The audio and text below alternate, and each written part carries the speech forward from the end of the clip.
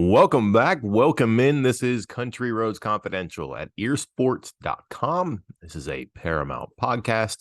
I am Mike Casaza. If it is a Saturday in September, that means West Virginia is playing. And more often than not, Chris Anderson, it means West Virginia is winning. Mountaineers, third straight win, first time ever under Neil Brown, 20-13 victors over Texas Tech, the first time under Neil Brown. Problem solved, I guess, right? Sure. Let's wrap it up. Until next time. No? um, there's a lot to say here. Again, this is I hate to keep going back here. Let's not call it the ink blot test because we already said that, but maybe the Rorschach, which is actually the name for the ink blot test. You see what you want here, but wins are prettier than losses for a program that has had more losses than wins a couple of times or hasn't had wins in enough frequency where you should take them for granted. You probably shouldn't be too down about this, especially when you consider a number of the things that happened to West Virginia before this game, maybe even during this game. An opponent that has had their number, but certainly seems to be going through some things here too. 3-1, Chris, 2 games over 500 for the first time since the bowl game against Army in 2020. They have not played a regular season game at 2 games over 500 since Brown was 3-1 back in 2019. Again, problem solved, I guess. But where do we begin here on I don't know, heads or tails, or if beauty's in the eye of the beholder here? Is a win is a win is a win, or do you still look down the road a little bit and see more formidable opponents and bigger challenges, and thus you worry about what you watch tonight and maybe have watched the past couple of games? Start with something positive. All right. Let's go with the defense because I gotta ask you this. Like I joked about it, about workshopping my post-game hot take. WVU defense is actually good. And I want to pitch to you why that's possible. I'm still uncertain. Because obviously Pitt had a lot of things to work on. Duquesne is Duquesne. Texas Tech is, I thought, was going to be the toughest of the 3 opponents, at least as far as the defense goes, with Texas Tech's offense. But like you noted, they still have some things they need to work on. West Virginia still came up with a ton of rushing yards. They had to resort to their backup quarterback, who, again, picked apart this defense last year. So let's not pretend like he hasn't done it before. But let's say this. I'm going to pitch this to you. You tell me if this is plausible. They brought in good players and they changed their scheme and it worked. But in week 1 against Penn State, they made what I agree with, an educated guess or a stab to, hey, if we're going to beat Penn State, we need to stop the run. And if the quarterback beats us, he beats us. And he did. Like, you just have to give credit to the Penn State quarterback because they put all their chips in the stop the run basket, and Penn State's quarterback beat them. Duquesne's whatever. They admitted they went extra vanilla and didn't really care. Pitt, they shut down. Now I get it. Everybody, including West Virginia's DBs, agrees that Pitt's quarterback's kind of stinky, but he hasn't been as bad against other opponents as he was against West Virginia. His worst showing was against West Virginia. And then the same goes for Texas Tech today. Is there something here? Is there a kernel of truth to this, that it is possible that the WVU defense is fixed / legit, like something more than competent? Yeah, absolutely. For every reason you just mentioned there. And when you add up a bunch of small parts and small explanations, you get a big picture and a big resolution. So I think that is certainly on the table there. It does look like they've hit on transfers. And I think we forget this sometimes too, but like, you really have to count guys like Marcus Floyd and Mike Lockhart, who were in their second year, but how great were they supposed to be last year? There's a certain bar you'd like them to clear, but you also have them back again. So it's not just Beanie Bishop and Tommy Durajayi and Davon Hawkins and Fatorma Moba and Anthony Wilson. Like, these are guys that are mattering right now, but it's guys who were here last year, and they didn't bring him just in for the 2022 season. They brought him because they had a couple years left. So I think that's part of the picture there too.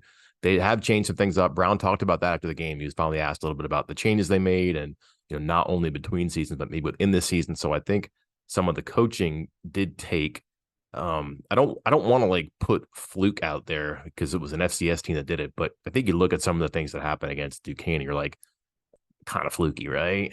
And then they've made two Power Five opponents look very mortal, very normal the past couple of games, where West Virginia had been like the antidote for offenses that were struggling before. You put them on the field against West Virginia's defense, and voila, things get a lot better. And all of a sudden, West Virginia's defense is the problem solver for your offense. So there's like a collection of factors there: coaching, recruiting, development, performance. That's coaches and players there. I think that has something to do with it. But I would say this too: they can play different styles because Pitt is not like Texas Tech, but they were able to put together lineups and schemes. They were able to combat personnel combinations, 2 weeks, two opponents in succession that are not like each other.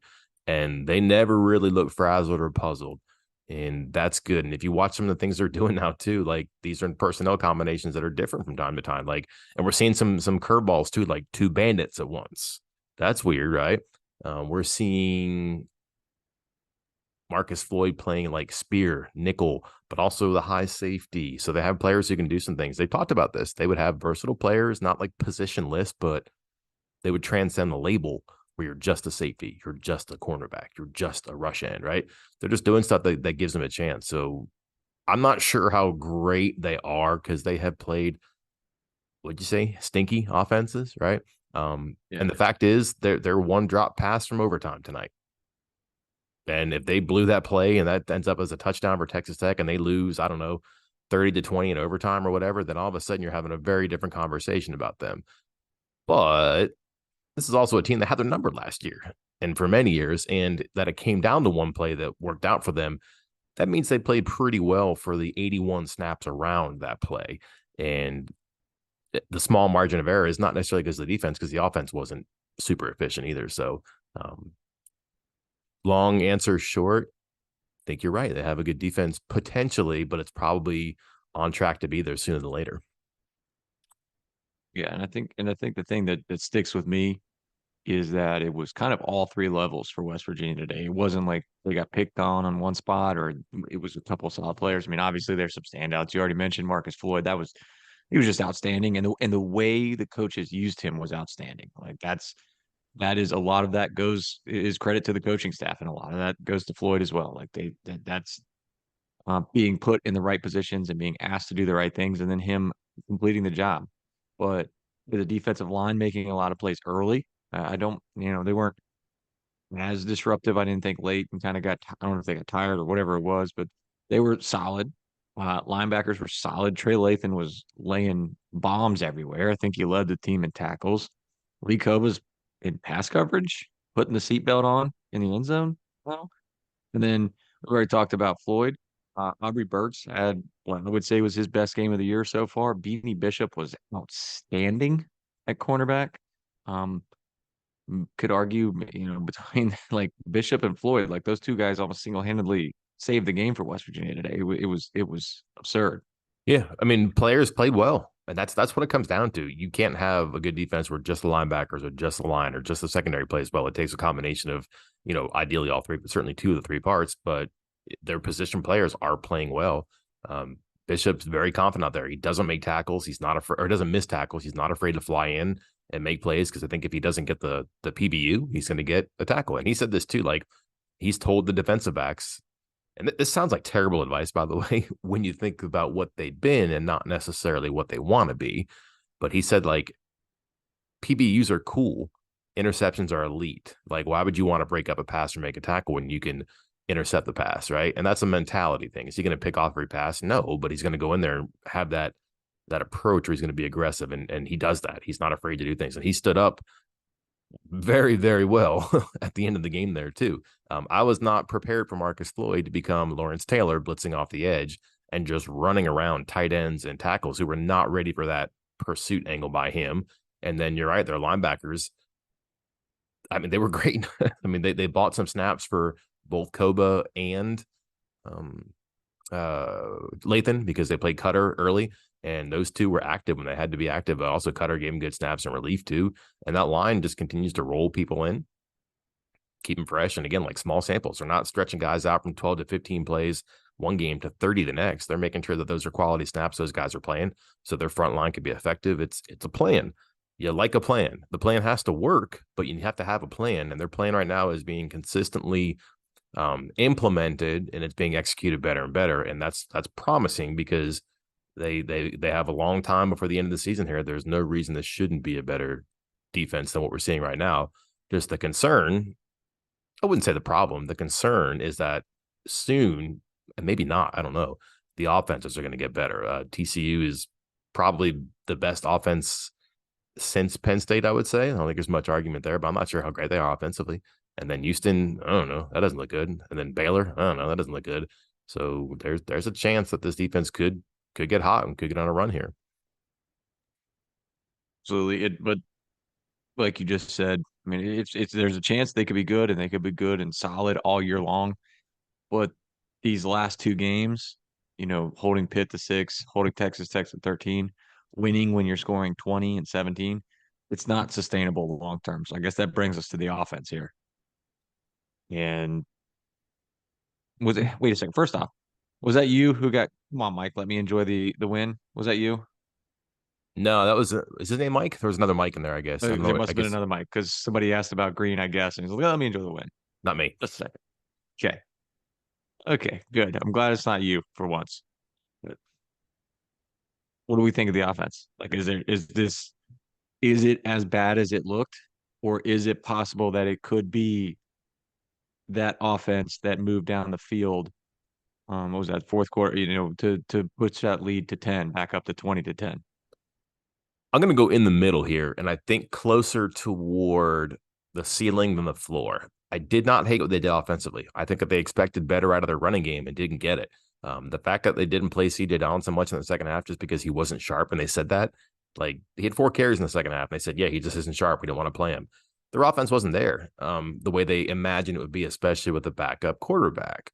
I think we have to wonder about their great depth at running back right now, too, because it gets different once you take Donaldson off the field. And you can't really run your quarterback too much, even though Marchio did use his legs quite a bit tonight, too.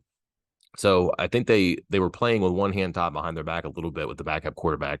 I'm not sure how significant of a change that is when they're calling plays, because I think there's things that Marchio was comfortable with. And in particular, that's stuff that Texas Tech hadn't seen.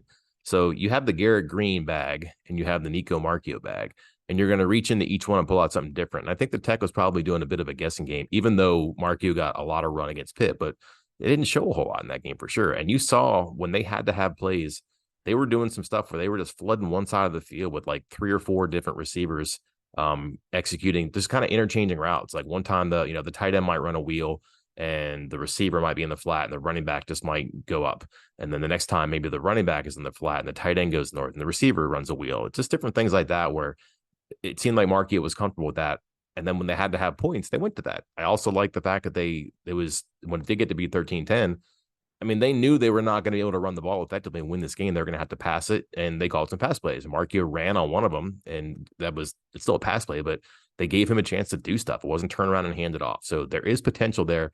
And then, frankly, they just missed some stuff. I mean, they missed a touchdown on the drive that ended with a field goal in the first half. They definitely missed a touchdown on Hudson Clement, the complete. Let's review it play. That should have been a bomb for a touchdown. And they had some openings where, passes were dropped or just missed, and they had some chances. Preston Fox had a drop. Cole Taylor had a drop. Devin Carter had a drop that became an interception. You can't say give them all those plays because they still haven't earned the benefit of the doubt at that position, receiver. But they all went wrong in those situations. If a couple of them go their way, then the drives survive, and maybe they get in the end zone instead of kicking a field goal. Maybe it's a very different game. Brown said it should have been 27-3 at the half. I'm not sure I share his enthusiasm there, but I can agree with the premise that they played better than maybe the score indicated. The trouble is that they did have some flawed parts, and they still do have some flawed parts. But I think that the offense is better than you saw tonight, and was close. Caveat: 4 scoring drives, 3 extended by brutal Texas Tech penalties on third down. That's not quite the same as Texas Tech dropping a touchdown in the end zone, but they turned a field goal into a touchdown, and they turned either punt / go for it decisions into first downs that West Virginia scored on both times. So Texas Tech played a part in that too. There was a point there where West Virginia had, I feel like it was like, I mean, first off, 7 defensive penalties, and yeah, 5 of them resulted in first downs. And there Awful. was a point there where, yeah, and like I don't think there were really any question marks about many of them. I think one of them, it's like the hold on Preston Fox, I think was kind of meh, but like a lot of them, God, one was like that face mask on Nico Marchio, where that guy not only grabbed Marchio's face mask, then held on to it for like a good 5 seconds afterwards and continued to keep pulling it. So like they really earned those penalties for the most part. I think only the one was meh, but yeah, they had some brutal ones. Not just those, but that kickoff return right before halftime. They get a 59-yarder from Oh, Dre McRae and get called back for holding. And seeing Dre McRae out there, for those who follow recruiting, West Virginia tried to get him this offseason as a transfer, and whew, he could have really, really, because he was the one that also made the 4th down and 9 contested catch for Texas Tech. mhm. That guy, I mean, his stat sheet's only going to show 3 catches for 18 yards, but felt like he was a little more involved in that. Do Speaking you of receivers, Mike, go ahead? what's the solution here? Because I just don't. This was a bad day for them again. Um, and I think I already had them 10th out of 10 in my position group power rankings, and fully into the like. I mean, Neil Brown's basically and Bilal Marshall are going. All right, our best options right now are might be 2 true freshmen and 2 walk-ons. And like, can you definitively say that they're wrong if like they go that route? Yeah, boy. Well, you're wrong in that you whiffed on the portal. But you're probably wrong if you don't play him too. So it's just which wrong are you picking? That's a good Yeah. question there. I mean, they're not getting anything out of Jashawn Polk and Noah Massey and EJ Horton, and Devin Carter can certainly play better than he has. I wonder now, Chris, does Cole Taylor have to be like a 50 catch guy? Hey, you're talking to the guy who said Cole Taylor's going to lead this team in targets, and I said it 2 weeks ago, 3 weeks ago. Come all in. Like, if he is by far the best option right now. But am I reading this right? Devin Carter was targeted 6 times tonight and caught 1 pass We're for six six yards, yards. hmm Yeah. and dropped the one that got picked off, and then it's got to be better than that. It just has to be. But also, like, I mean, they missed him once on a wide open play on a 3rd down that they ended up having to punt on too. So not all on him. Question for you, Chris. Mm-hmm. By yardage, who is the team's leading receiver? Well, it's Cole Taylor, right? It's Oh, Hudson Clement. receiver. It's Hudson Clement Okay. with 196 yards, of which How many did he have in that 175 one came in game? one game. Yeah. 175 Okay. came, 178 came in one game. 177 came in one game. I think I might have to take back that over under on touchdowns for him because I don't think he's getting 3 more. I think you said 5.5 was the over under, right? Yeah. I mean, he may have to for this offense to be good or better or what it's supposed to be, but I'm not sure he's going to get there because it does seem like that maybe because of reputation, but he has a hard time getting open now. And also, like, I wonder what the rapport is of him and Markio right now. I'm not sure, but I do not know what the answer is, but like they're running a lot of people in too. And I mean, not the snap counts will be interesting, but like Ray played a little bit and Gallagher played a little bit, but they're not getting incorporated. And again, just to whip on these transfers, Massey, Poke, Horton's getting like pinch hitting duties here where there's like, well, we can try to hit a home run here and see what happens. And it could have happened, but odd usage for him. And now you're left with Carter, Fox, Clement. I don't think I even saw Jeremiah Aaron out there today. If he played, okay, maybe, but like just Bram was okay, probably his best performance of the year, you would think, but I don't know what they're doing here unless they're just going to run guys out there. But also, they're just going to have to get better quarterback play. And 12 out of 21 tonight. That's after 6 out of 9 last week from Markio. Not going to do it, but again, I think he was better than 12 out of 21 when you consider there were some drops. The one interception shouldn't be on him. The one absolutely is on him. And he also missed some stuff that, I'm not saying that you got to give him the 80-yard touchdown, but he passed for 78. And if he just connects with Clement in stride like he should, he doubles that. I think it was a full field, like an 80-yard field there too. So um, they need to lift up the quarterback play, even though you would think it like relative to the situation and the players, you would hope that the quarterback play could lift up these new receivers, but that doesn't seem to be the case right now. So it's really upon these receivers, especially the older people who are college veterans and they were brought in to do this sort of work. They're really going to have to raise their level of play and bring along the quarterback with them, which is an extremely tall task. I know. Let me ask you about another group of veterans. How we feel about the offensive line today? You're not great, but they played a pretty good defensive front, though. Okay. Like, I mean, they finished 42 carries, 157 yards, just 6 yards on sack yardage. So I guess adjusted 163. Not great. Didn't give up a ton of pressure and penetration against a good front, but just the average rush was 3.7 yards per carry. That counts one knee at the end of the game. So a little better, but not by much. The long run is 19 yards. That's by Markio. I think the long run last week was 17 yards. And again, I wonder if this is going to stick in our craw right now, but this is a team that doesn't really break tackles and runs to contact. And when your guy who was supposed to break through tackles and endure contact, when they can't give him the ball in the second half because he's not effective at this point of this season with the quarterback play and the offense is being what it is, that's a bit of a concern. And I wonder how much of a CJ Donaldson 15 for 48. How much of that line is tied to the offensive line? What do you think?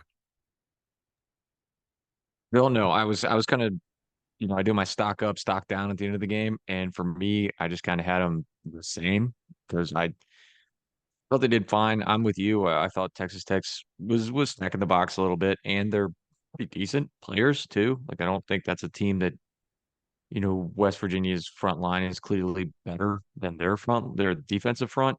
So I thought they held their own. I thought they were fine, like a C plus kind of average. But I had some people kind of jumping on me on the board, like, "Hey, this is stock down for this O line again," and I didn't feel like it was that in that territory. I just wanted to check with you, see if I wasn't seeing something. I mean, like Bill Parcells, like you are what your record is, right? 3-1. But you really are what your stat line is at some point too. When your offense is your run offense and you're getting less than 4 yards a carry and you're not getting any 20-yard runs in a game.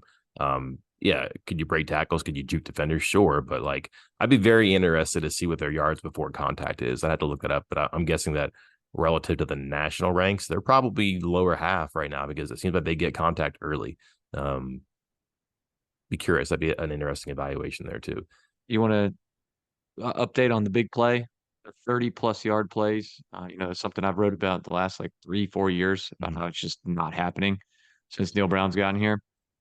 West Okay. Virginia came into the game in a tie with, only a couple games in, so but a tie with like 20 some teams for 90th place with only 5 through the first 3 games. Can you guess how many plays they had over 30 yards today? West Virginia? Yeah, I'm guessing zero, right? Their long run was 0. yeah, okay. They had the 21-yard pass play, which was the double pass from Traylon Ray. Traylon Ray to Cole Taylor. That's the only play that went over 20 yards today. Hmm. The only one. It's not great. No, it's not. Do you No, it's not. do you think the quarterback change for Texas Tech changes the story here? Are they better off with Tyler Shook in the game? Is Morton more dangerous because maybe they abandoned the running game? Although the running game was a lot better than we gave them credit for, Chris. Maybe we have to take that back. Um, I just wonder, like we talked last week. Okay, they changed early in the game, so you have to grade West Virginia's offense on a curve here. Morton carved them up last year. He got a little bit, I wouldn't say hot. He got lukewarm, room temp at some points in this game, but they were so bad on first down for a long time that they never really got into tempo, and that's when he's dangerous. Um, let's apply the standard to Texas Tech and maybe to West Virginia's defense by example. Does that explain anything tonight, going from starter to backup?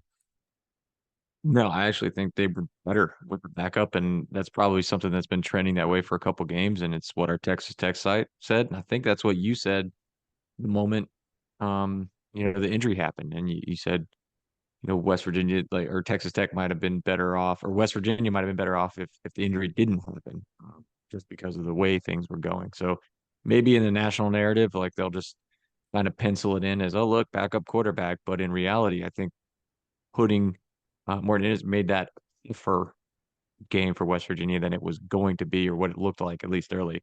Mhm. Speaking of quarterbacks, by the way, can I give you an update on the Phil Jerkovic situation?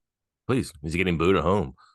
No, he's not getting booed because he's currently 6 for 6 and has rushed for 29 yards as Pitt is leading UNC 14-7.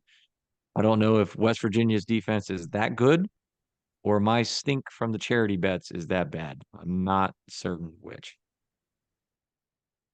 Anything else out of this one here? We've covered a lot. Haven't covered everything. There's some things that I think we could talk about tomorrow or maybe later on down the road, but I think we did give game balls maybe where they're supposed to be, and we certainly asked some questions and maybe pin some stars on helmets too. But for a weird game like this, there is a bit to talk about, but also sometimes the talking points are very obvious as well. I still want to give kudos to special teams. I feel like I mean that whole side of the ball has kind of been, pardon my language, like crapped on by fans and maybe us a little bit um, over the past few years, and it struggled big time. But it's been excellent so far this year, and was excellent again today. I think kickoff was great. Hayes seems to be doing a nice job. He made two nice kicks, important kicks in tough situations, tough weather. Preston Fox was excellent in punt return. Kickoff coverage when they were returning him was good. So pretty good day by that side of the ball. One thing I wanted to ask you, do you remember on Thursday when we do our preview pod, and ask Mhm. what's going to be the talking point after the game? And I think I said Cole Taylor, which Yeah. not really. I mean, I guess he was the star for the offense, which is not He, saying much of anything. he had the long play and the touchdown, right? There you go. But Mhm. what was it? What else, what was the talk of the day? Is it the defense? Is it Marcus Floyd? Is it Beanie Bishop? Boy, that's a good one here too. I mean, I think that boy, this is hard to phrase. They were well coached today. I know we can talk about we haven't even talked about this, but some of the decisions as far as managing the clock at the end of the game, that was okay. But there's explanations there that I can understand. I'm not sure anybody agrees with them, but like I get it. And maybe they should have hit that ball to Horton and the game's over. And they still win, by the way. But special teams, they had a plan for their backup quarterback. When they needed to put the pedal to the floor, they did, and they scored a touchdown. Their defense, they played a pretty light box defensively to slow down and like discourage the quarterbacks, and that worked. But when the team did get going on the ground, they were able to adjust. And I would say they didn't stop Brooks, but they did a better job against him in spots. But they didn't completely abandon their plan, and they still held up in the secondary. And they were motivated to win this game too. Like if you just heard some of the chatter after the game, they were in your face with a lot of the stats and the memories from last season. That's 2 weeks in a row where they've really kind of proved that the past can be part of the present there too. So I think you have to go coaching, because if you look at the other side, just the penalties, some of the they didn't have a great plan switching from one quarterback to the other. I don't think took them a while.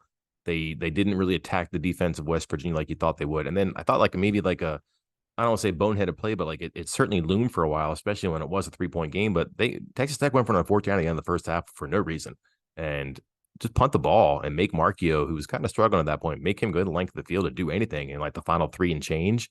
Instead, they give him a short field. West Virginia should have scored a touchdown on that drive. Instead, they kick a field goal. They go up by 3, or they go up by 10 at the half, but it should be a 7-point game at the half. That's a little bit different. It changes the strategy in the second half.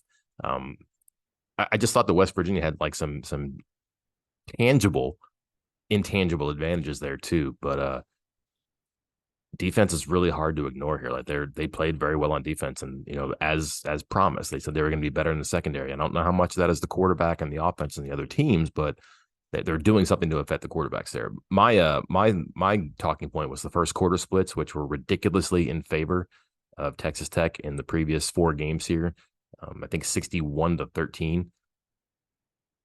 West Virginia won the first quarter 7-3, and they were down 3-0, and they were staring at like a bad situation on that first drive, it looked like. And then all of a sudden the quarterback's out for the other team and everything shifts and you don't see the panic. You realize you're not going to be in a foot race in this game. I think everybody's settled in and realized, okay, this plan we have to be patient, be cautious, but be, efficient, and then follow the defense that can actually work. And I think everybody kind of rallied around that after a while.